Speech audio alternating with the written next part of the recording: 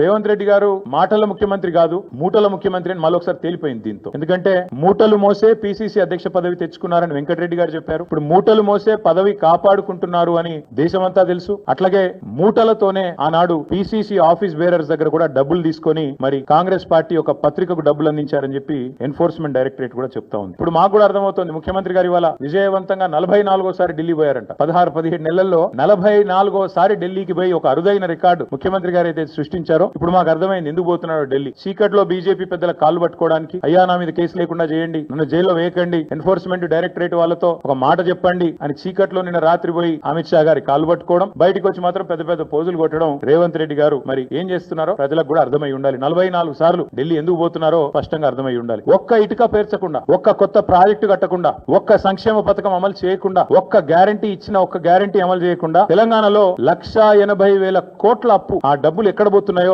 ఇప్పుడన్నా మరి తెలంగాణ ప్రజలకు అర్థమవుతుందని నేను అనుకుంటా ఉన్నా. గత సంవత్సరంన్నర కాలంగా తెలంగాణ ప్రజల సంపదను దోచి తెలంగాణను ఏటీఎం గా మార్చి ఢిల్లీ బాసులకు దోచి పెట్టడానికే, అటు ఢిల్లీ బాసులు అంటే ఇద్దరున్నారు పాపం బాసులు, ఆయన బాధ వర్ణనాతీతం. ఒక బాస్ ఏమో అఫీషియల్ బాస్ రాహుల్ గాంధీ గారు, ఇంకొక బాస్ ఏమో అన్అఫీషియల్ బాస్ మోడీ గారు, అమిత్ షా గారు. కాబట్టి అటు ఇటు ఇద్దరిని ప్రసన్నం చేసుకోవడానికి 44 సార్లు ఎక్కే విమానం దిగే విమానం అన్నట్టుగా రేవంత్ రెడ్డి గారి వ్యవహారం నడుస్తా ఉంది.